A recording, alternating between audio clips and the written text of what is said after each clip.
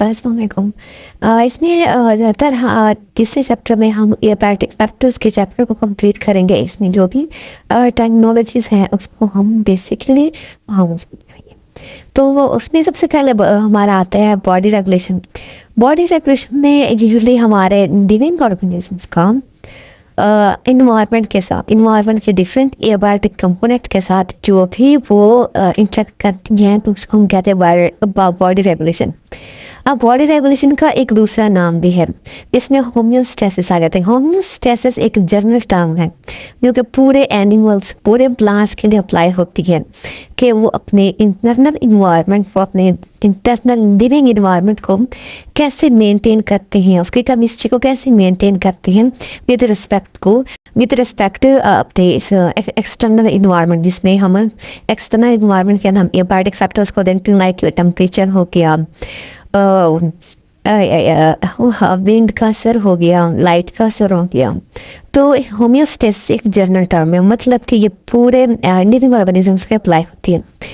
Homeostasis के further kinds हैं, इसमें ओस्मो रेगुलेशन है। ओस्मो रेगुलेशन यूजुअली हम देखते हैं कि मैरीन इन्वायरमेंट्स में क्या होता है कि उन एनिमल्स का पूरे लाइफ टाइम के लिए उनकी बॉडी का जो कॉन्टैक्ट होता है वो वाटर के साथ रहे पूरी लाइफ टाइम के साथ।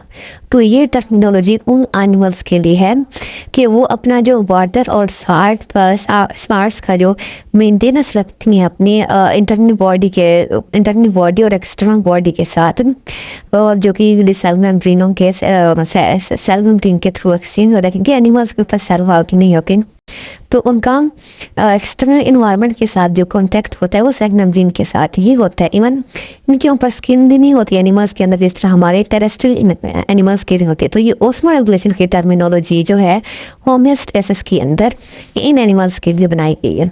उसके बाद थर्मो रेगुलेशन, अब ये जो है ये वाली हमारे लिए यूज़ होती है टेरेस्ट्रियल एनिमल्स के लिए, जहाँ पे हमारी पूरी बॉडी ऑलमोस्ट मीन सारी लाइफ टाइम के लिए हमारी बॉडी हमारे टेम्परेचर के साथ ज़्यादा कांटेक्ट में रहती है। तो इन टेम्परेचर को अपने ये लिविंग टेम्परेचर के हिसाब से अपनी इंटरनल बॉडी की केमिस्ट्री को मेंटेन करना हम कहते हैं थर्मो रेगुलेशन। तो ये टेरेस्ट्रियल एनिमल्स के लिए अपनाई गई है। इसमें आप फर्दर इसकी एग्जांपल्स देख सकते हैं। टेरेस्ट्रियल एनिमल जो कि डिफरेंट तरह के टेम्परेचर के साथ उसको वास्ता पड़ता है, और मेरीन एनिमल्स को डिफरेंट स्वाद कंसंट्रेशन से उनको वास्ता पड़ता है। फिर हमारा एक इसके अंदर टॉपिक आता है माइग्रेशन का। माइग्रेशन जो कि एक रिस्पॉन्स है एनिमल्स का, कि वो टेरेस्ट्रियल एनिमल्स का रिस्पॉन्स है। इवन मैरीन इन्वायरमेंट्स के एनिमल्स के अंदर काफ़ी रिस्पॉन्स देखा गया है कि टेम्परेचर के हिसाब से ये एनिमल्स मूव करते रहते हैं। तो इनके अंदर जो रिस्पॉन्स आता है सबसे पहले कि वो मूव क्यों करते हैं, सबसे पहले तो होता है ड्रॉट इवेडर्स। ड्रॉट इवेडर्स वो होते हैं जो कि मतलब शॉर्ट एनुअल लाइफ साइकिल होता है, जो कि कूलर प्लेस की तरफ ये मूव करते हैं जब ये इनके अंदर डेट लाइक जिस तरह डेजर्ट वाला इलाका या डेजर्ट के आसपास वाले इलाके जो कि ट्रॉपिकल एरियाज़ में आते हैं, और सब ट्रॉपिकल एरियाज़ के जो और ये बर्ड्स ने देखा गया है कि वो ज़्यादा तादाद में ज़्यादा काइंड्स के बर्ड्स माइग्रेट कर जाते हैं।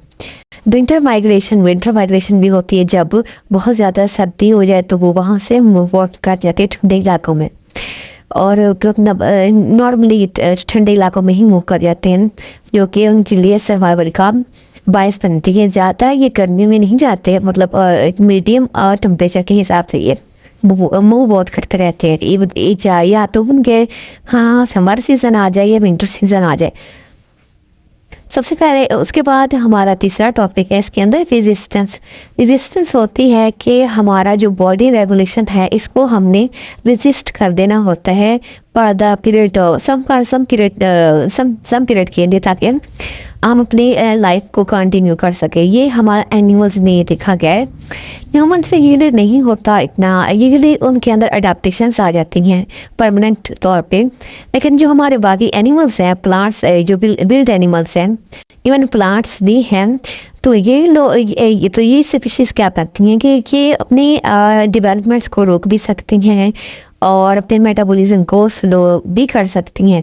लेकिन ह्यूमंस में यूजली अडाप्टेशन दिखती है जो कि लॉन्ग टर्म उसकी लाइफ में रहती हैं, और उनके अंदर रेजिस्टेंस हो सकती है according to their short term के लिए, जो उनके मतलब अडाप्टेशन के हिसाब बन जाए तो वो सर्वाइवल का बायस बन जाती है, अगर ना हो तो वो ह्यूमन की डेथ हो जाती है।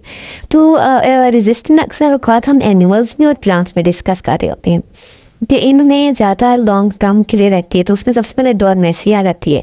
डॉर्मेसी आ जाती है कि मतलब अगर ज़्यादा कोल्ड टेम्परेचर है तो प्लांट्स में अक्सर ये सी डॉर्मेसी देखी गई है कि वो अपने डेवलपमेंट को रोक लेता है, वो ग्रो नहीं करता क्योंकि इन्वायरमेंट बहुत ज़्यादा हार्श है या कोल्ड है या बहुत ज़्यादा गर्म है, उसी हिसाब से और अपनी फूड की अवेलेबिलिटी के हिसाब से ये अपनी डिवेलपमेंट्स को रोक लेते हैं।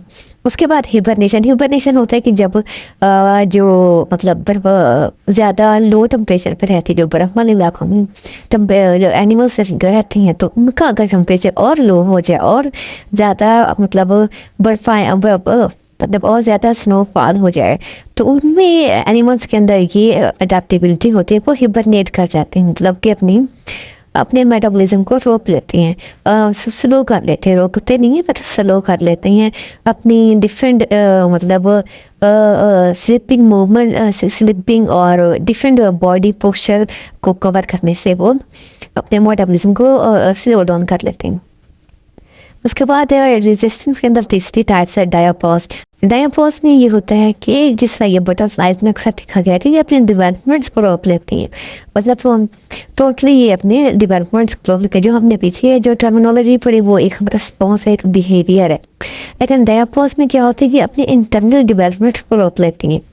तो ये भी तो वैसे ही ज़्यादातर बटरफ्लाइज में देखिए ठीक है। एस्टिवेशन ये ऑपोजिट है हिबरनेशन का। हिबरनेशन में क्या होता है कि जो एनिमल्स कोल्ड एरियाज में रहती हैं तो वो अपने मेटाबॉलिज्म को स्लो कर लेते हैं बेस्ट स्लीप, सोने से। और एस्टिवेशन में भी ऐसा होता है कि ये गर्मियों में सो जाते हैं, ठंडी या मीडियम रेंज या ज़मीन के नीचे सो जाते हैं और ये अपने मतलब मेटाबॉलिज्म को रिड्यूस कर लेते हैं। अब उसके बाद ब्रूमेशन भी सेम ही है, डॉर्मेंट स्टेज ही है, लेकिन ये रेप्टाइल्स ने नहीं की है। रेप्टाइल्स में इसको भी हिबरनेशन कहा जा सकता है, लेकिन ये ईयरली हिबरनेशन जनरली उन एनिमल्स पर अप्लाई होगा जो कोल्ड मतलब एयर टेम्परेचर पे अपना मेटाबॉलिज्म स्लो कर लेते हैं। लेकिन ब्रूमेशन स्पेसिफिकली रेप्टाइल्स के लिए बनाई गई है कि ये टर्मिनोलॉजी जो कि इनको डिफाइन करती है स्पेसिफिक वे में। लाइक इनमें देखा गया है कि ये लोग मतलब ज़्यादा सर्दियों में ये अपने आप को मतलब छुपा लेते हैं या ये बहुत ज़्यादा लंबी नींद में चले जाती हैं, लेकिन ये उठते भी हैं जब इनको प्यास लगती है। तो इनमें ये डिफरेंस है।